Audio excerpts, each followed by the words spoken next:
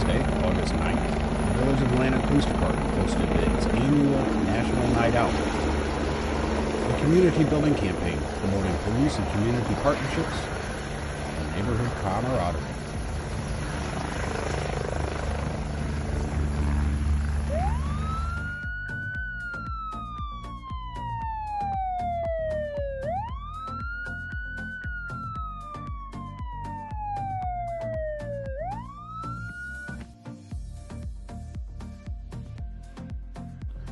At this event, we offered fingerprinting, a bingo game where they must find the police officers, jump houses, a rock climbing wall, a dunk take, various raffles.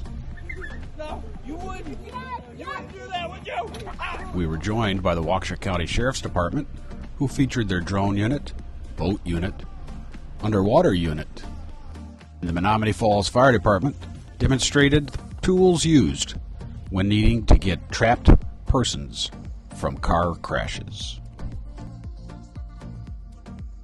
National Night Out typically takes place on the first Tuesday in August across thousands of communities from all 50 states, U.S. territories, and military bases worldwide.